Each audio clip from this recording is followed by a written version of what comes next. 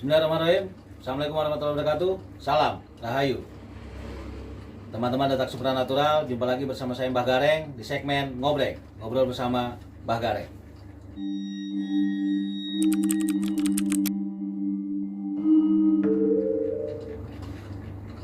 Pada malam hari ini saya kedatangan seorang narasumber yang merupakan rekan saya sendiri yang sudah lama sekali saya tidak berjumpa. Kemudian pada malam hari ini dia datang ke lokasi saung Mbah Gareng untuk memberikan pengalaman spiritual maupun pengalaman supranatural yang dialami oleh rekan saya ini yang terjadi beberapa waktu lalu, dan kemudian karena ada rasa penasaran di situ menanyakan kepada saya, dan saya memutuskan untuk hadir di sini untuk menyampaikan kepada teman-teman, siapa tahu pengalaman spiritual yang dialami bisa menjadikan sebuah pelajaran untuk teman-teman pemirsa Detak Supranatural, khususnya segmen Mbah Gareng ataupun Ngobreng ini.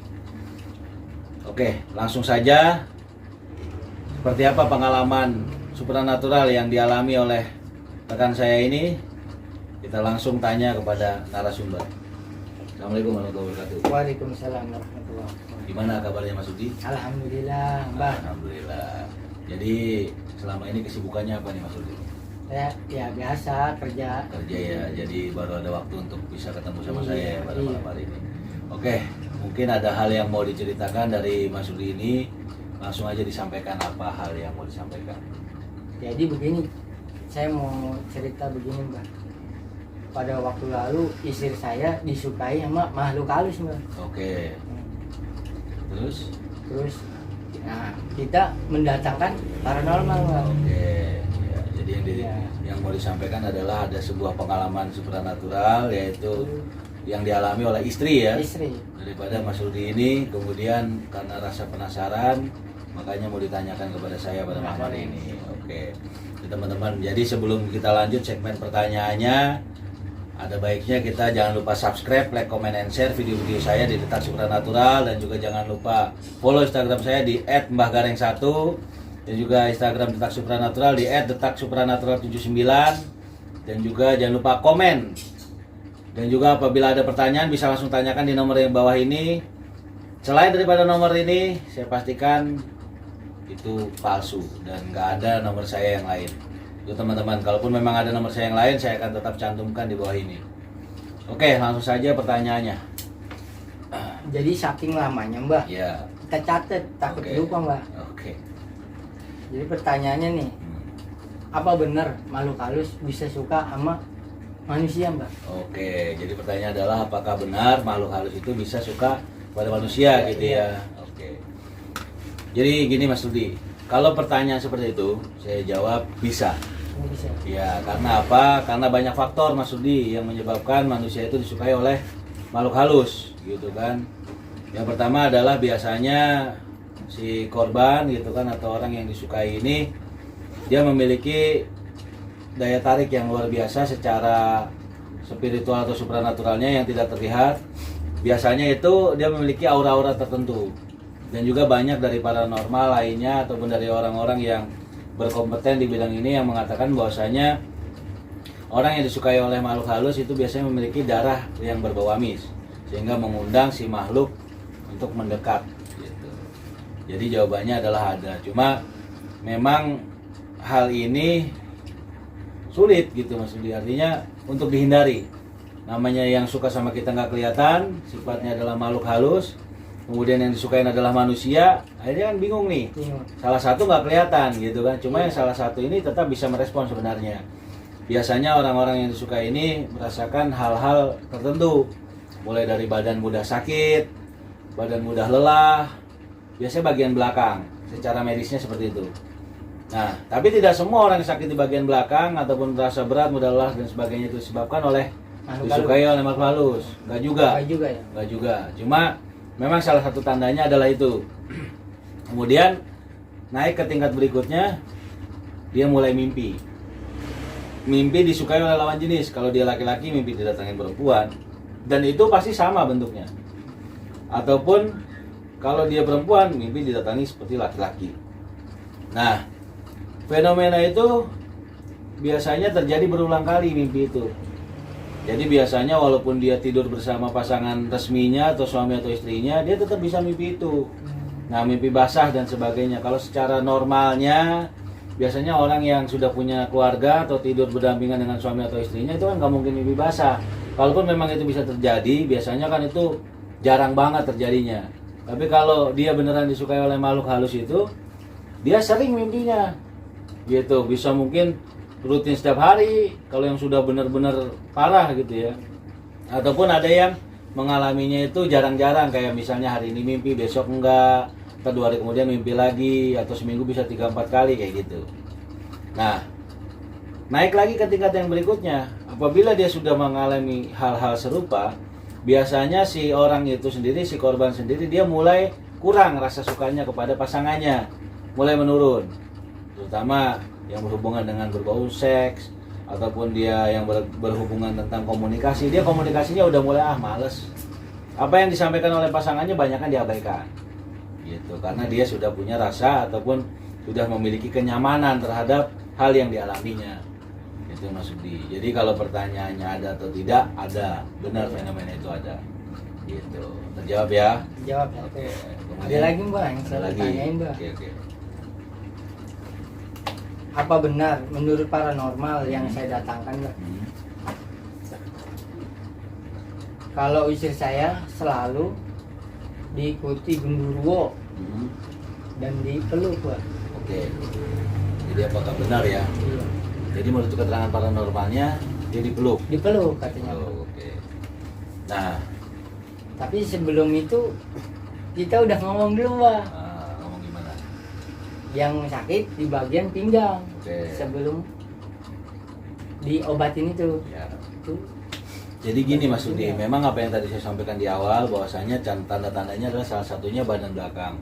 Kemudian mudah lelah, mudah sakit, kemudian seperti dia bawa beban. Karena apa? Karena ya namanya bawa beban Mas Budi akhirnya berdampak ke medis tadi. Badan gampang sakit karena berat sebenarnya walaupun nggak terlihat gitu kan. Nah, selepas daripada itu dia memang dipeluk dan sebagainya itu walau alam malam. gitu. Cuma yang pasti memang dia akan merasakan itu karena ditempel biasanya gitu. Tapi kalaupun memang yang disampaikan daripada paranormal itu dipeluk, ya mungkin saja bisa iya bisa tidak juga gitu. Jadi kalau Mas Rudi penasaran, memang susah dibuktikan Mas Rudi ya. Cuma dampaknya aja yang kita lihat. Iya dampaknya. Tapi sekarang udah sembuh kan? Alhamdulillah sembuh. Alhamdulillah kalau udah sembuh. Jadi memang bisa ada kemungkinan itu bisa terjadi. Seperti diikuti gitu kan. Nah, diawasi gitu kan. Nah, dia udah mulai seperti ada yang ngawasin gitu. Biasanya itu Mas Rudi.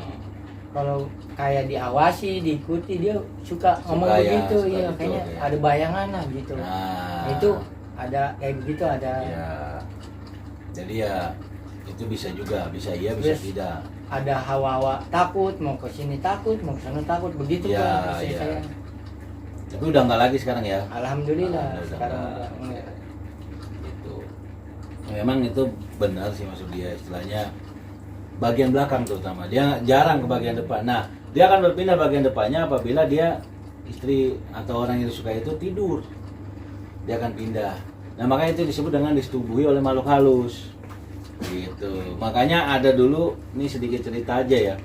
Dulu kan mungkin Mas Rudi sering dengar nih cerita tentang orang yang hamil karena genderuwo. Iya itu. Nah, kan sering kan? Pernah dengar cerita Nah, jadi si suami kerja gitu kan, tiba-tiba dia pulang secara tiba-tiba tanpa ngasih kabar. Begitu Iya. dibuka, oh suami saya. Gak ada rasa curiga, dia minta untuk berhubungan seksual, akhirnya dia lakukan.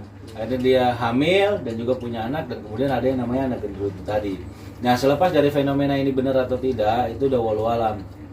Kita kembalikan lagi kepada manusianya itu sendiri. Karena kadangkala banyak hal yang bersifat seperti ini yang sulit untuk dibuktikan walaupun kita lihat fenomenanya, karena ada pandangan yang disebut dengan pandangan secara ilmiah atau biologis. Hal tersebut bisa terjadi dikarenakan kelainan genetik, sehingga manusia itu punya kayak lalat banyak yang hidup gitu kan. Nah, kalau secara spiritualnya memang ada yang bilang ya seperti itu gitu. Walaupun itu mitos benar atau adanya atau enggak, kita juga nggak tahu. Yang pasti kalau pertanyaan yang kita kembalikan ada atau tidak, memang ada kalau manusia disukain oleh makhluk halus gitu Mas Budi. Terus kemudian penanganan daripada si orang itu gimana? Penanganannya begini, Nah, gimana? dia masuk ke dalam yang paranormal ini. Oke. Jadi istri saya nih kan sakit pinggangnya nih. Iya. Kata dia gini, Mbah, main ngomong nggak sama itunya? Iya. Oh, dia nawarin diri paranormal Iya, dia nih. nawarin Nah, diri. Pengen ngomong nggak sama yang ini, penjiwonya yang megang istri kamu? Iya. Katanya istri saya dipeluk lah dari Iya. belakang. Terus nanya apa? Nah, pasti masukin. Kan dia udah masuk tuh, Mbah. Oh, dia masukin ke dirinya sendiri nih ya? Iya. Oke. Saya tanya, emang asalnya dari mana kamu? Dia bilang gitu. Dulu istri saya kerja di pabrik, Mbah. Oke. Ya, katanya dari pabrik. Tapi udah tahu belum si paranormalnya kalau istrinya kerja di pabrik? Tahu. Oh, udah tahu juga. Oke. Jadi Iya. istri saya tahu. Nggak ada yang kebetulan ya? Nggak ada yang kebetulan. Iya. Tahu itu. Dia kerja di pabrik. Hmm. Pas penanganannya itu dia bilang dipeluk kan, Mbah. Peluk. Itu juga udah cerita. Dia cerita. Iya, iya. Sebelumnya sih udah cerita. Iya. Pinggangnya sakit. Iya. Iya itu. Oke. Jadi pertanyaannya adalah itu benar apa enggak gitu yang Oh iya, dilakukan itu paranormal? benar apa enggak? Nah, gini. Oke, teman-teman, ini adalah pertanyaan daripada Mas Rudi, orang yang memang awam ya akan Iya. hal supranatural atau hal-hal yang bersifat mistis. Jadi gini, kalau menurut pandangan paranormal atau pandangan supranatural bahwasanya metode seperti itu ada, Mas Rudi. Metode mediumisasi melalui paranormal atau orang yang mampu untuk melakukan hal itu. Memang ada. Ada ya. Ada. Cuma ya itu tadi, cara membedakannya nih saya bagikan tipsnya ya. Cara membedakan itu benar-benar penanganan melalui mediumisasi yang betul ataukah hanya mengada-ngada. Kalau yang betul, yang pertama adalah ketika kita tanyakan hal yang mungkin jawabannya hanya si narasumber dengan si korban, terus dia bisa tahu, nah itu berarti memang benar tuh penanganannya. Iya. Artinya ya dia tahu gitu kan, walaupun nggak diceritain dia udah tahu, oh Iya. iya ini bener nih memang si makhluk. Nah, ada kemungkinan nggak benernya ketika kita tanya dan kemudian jawabannya yang udah kita kasih tahu. Nah itu walau alam lagi gitu, saya nggak bisa langsung bilang oh itu salah karena pada saat itu saya nggak ada. Jadi saya nggak lihat sendiri kan gitu. Nah ini hanya pertanyaan dari Mas Rudi. Nah kemudian ketika kita bertanya hal seperti itu, dia biasanya menjelaskan dan itu nggak masuk akal ceritanya. Ada hal yang, nggak masuk akal nih, iya bisa juga nih. Tapi kalau kita tanya jawabannya masih masuk akal dan sebagainya, itu kemungkinan bisa juga ya hanya sekedar halusinasi aja gitu. Karena banyak di luar sana orang yang memiliki kemampuan halusinasi. Kalau kemampuan punya ilusionis gitu sebagainya kan itu beda lagi. Beda. Nah ini halusinasi, jadi ada manusia yang punya kemampuan halusinasi tingkat tinggi. Kemudian dia menggambarkan dirinya itu bisa melakukan hal seperti itu. Gitu. Kalau penanganan yang lain adalah bisa melakukan metode ruqyah. Ya walaupun saya di sini saya garis bawahi ya, saya bukan seorang pakar ruqyah, cuma orang ruqyah itu gambarannya adalah orang yang mungkin hafal terhadap ayat-ayat tertentu yang bisa mengusir jin dan sebagainya. Cuma saya garis bawahi teman-teman, orang yang mampu melakukan ruqyah sebenarnya apapun bacaan yang diberikan, orang yang mengalami gangguan jin dan sebagainya itu bisa langsung terkontak. Artinya ketika kita membacakan bismillah saja, itu orang itu kalau memang benar ada gangguan jin itu sudah langsung ada. Oh langsung bereaksi. Ya bereaksi gitu. Jadi nggak harus dibacakan ayat tertentu gitu. Dan kita lihat juga, makanya gini, ketika penanganan itu kita perlu tahu orang yang benar-benar memiliki kemampuan seperti itu ataupun orang yang hanya punya kemampuan belajar dalam arti tentang hipnotis atau hipnoterapi, itu juga banyak yang bisa seperti itu. Artinya gini, dia menanamkan sugesti sama orang sehingga seolah-olah nih ada jin di badannya itu dengan hipnotis tadi gitu. Nah ini susah dibedakan gitu. Jadi jangan langsung menjudge orang itu, wah ini salah nih, saya dibohongin dan sebagainya, sebelum kita benar-benar tahu sumbernya gitu Mas Rudi.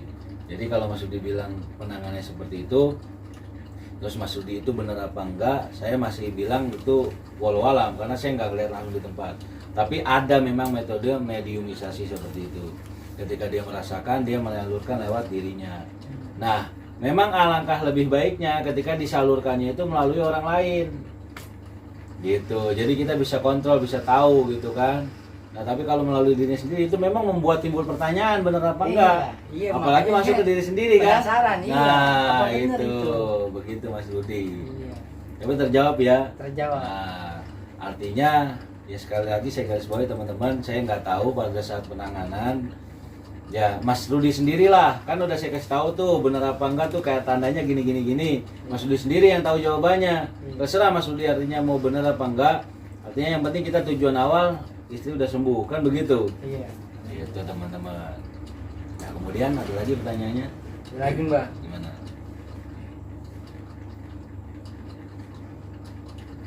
tuh saat proses penyembuhan sama paranormal yang saya datangin itu Mbak, itu kan kesurupan begitu Mbak. Itu kenapa? Emang itu benernya itu Mbak, Gundurwo itu? Nah, kalau itu, nah pertanyaannya kalau itu benar genderuwo apa bukan? Iya, itu bener Gundurwo apa Nah, bukan? karena dia langsung Iya. bilang itu genderuwo ya. Karena dia langsung pas masuk dia bilang saya Gundurwo. begitu. Nah, Gundurwo. Oh, gitu. Iya. Nah, selepas daripada itu memang banyak di sini yang mengkaitkan hal tersebut karena genderuwo. Karena itu tadi Mas Rudi, cerita-cerita yang berkembang, mitos-mitos yang dulu diceritain, akhirnya ya dia udah terkontaminasi gitu. Oh, ini genderuwo. Padahal teman-teman, nggak semua itu disebabkan oleh makhluk halus yang disebut dengan genderuwo. Ada juga makhluk halus lainnya, nggak harus dia genderuwo. Kalaupun memang dia benar itu adalah makhluk halusnya itu genderuwo, selepas daripada itu benar apa enggaknya, ya dia dinetralisir. Gitu. Kita susah memang bedakan. Biasanya gini Mas, kalau masalah genderuwo atau bukan, cara bedainya adalah si genderuwo itu memiliki bau yang khas. Bau yang khas. Bau yang khas yang pertama adalah dia seperti bau kentang rebus. Nah, ini bau genderuwo nih. Gitu. Jadi kalau kita, tapi ingat nih, ada juga fenomena yang misalnya kita lagi jalan nih, bau tiba-tiba kayak kentang menyengat nih. Iya. Jangan langsung didatengin juga, kadang-kala itu hewan, bisa jadi hewan. Ya kan, kita datengin tahu-tahu itu hewan gimana, misalnya ular dan sebagainya, bisa juga mengeluarkan zat amonia di badannya kan, baunya kayak gitu. Tapi biasanya si genderuwo ini khas banget baunya, pasti seperti itu, seperti singkong rebus atau seperti kentang rebus, itu baunya.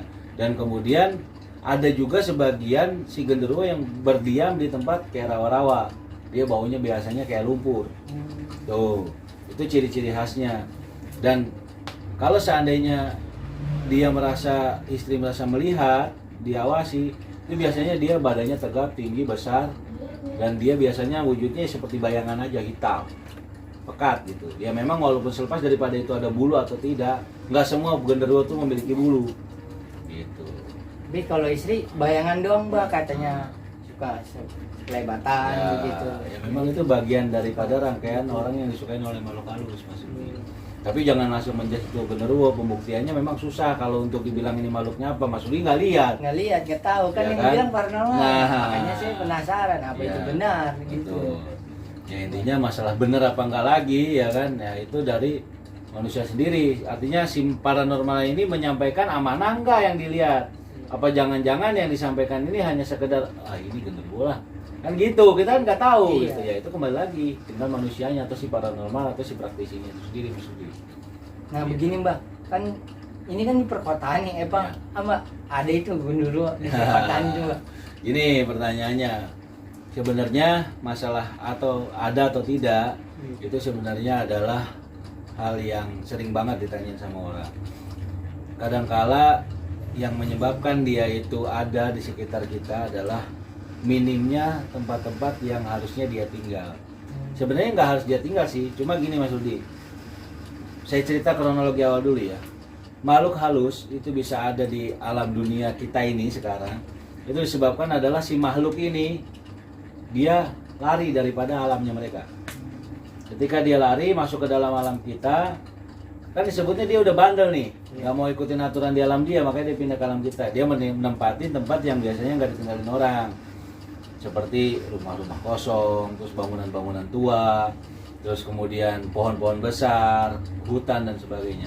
Cuma karena kita tinggal di tempat perkotaan yang banyak banget rumah di situ, banyak banget istilahnya bangunan-bangunan yang udah rapet lah gitu kan di perkotaan, sehingga dia udah nggak ada tempat nih mau tinggal di situ. Akhirnya dia ikut mendiami rumah. Sebenarnya si makhluk halus ini itu juga merasa nggak nyaman kalau ada manusia. Karena manusia ini punya hawa panas.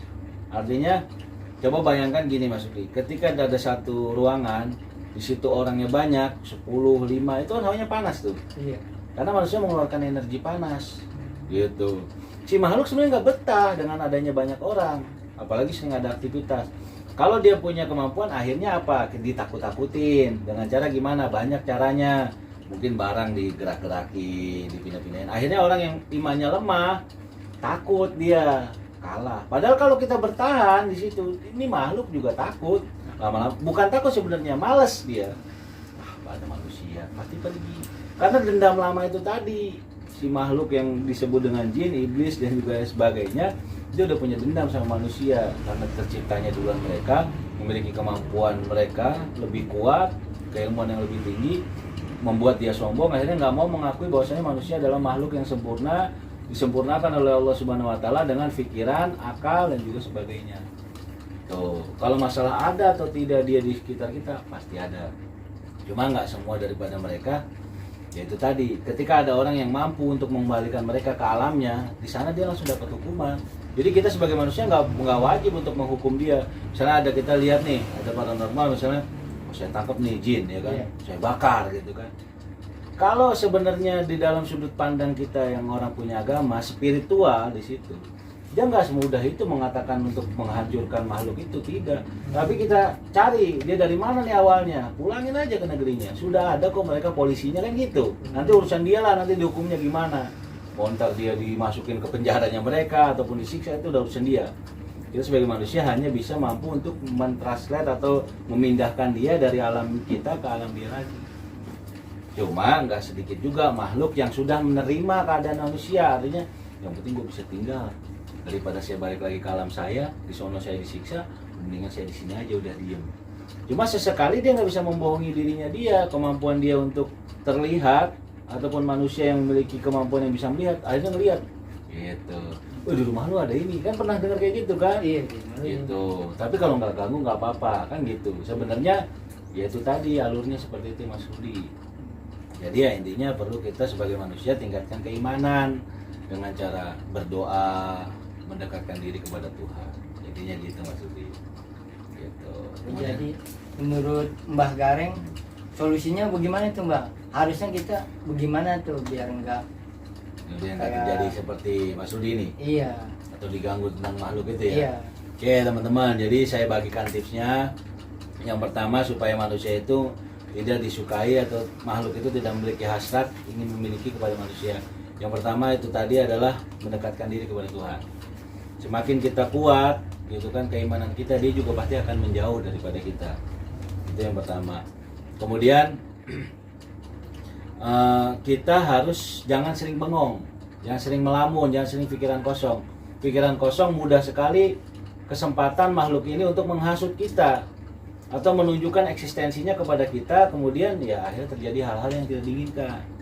Gitu. Jadi kita sebagai manusia ini ya daripada kosong bengong, ini ada kegiatan mengisi hal-hal dengan hal-hal yang positif.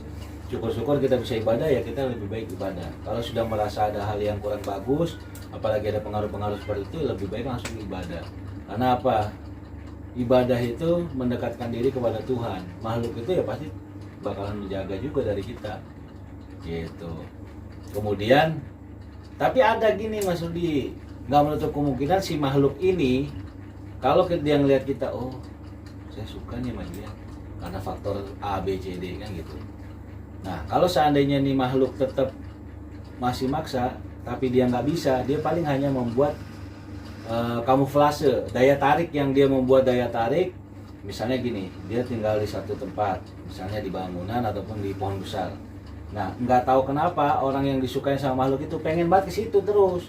Ke situ pertama, ya kan udah kena pengaruh dikit, ke situ kedua terus, gitu. Tanpa dia sadari lama-lama. Akhirnya disitulah kesempatan potensi si makhluk untuk mendekat. Apakah istri daripada Mas Rudi merasakan fenomena begitu juga? Kalau dia datang ke situ sih suatu tempat sih enggak. Cuma kalau suka sama tempat apa gitu enggak juga. oh suka sama tempat pariwisata gitu, itu ada suka nih saya Cuma itu mah normal ya. normal itu.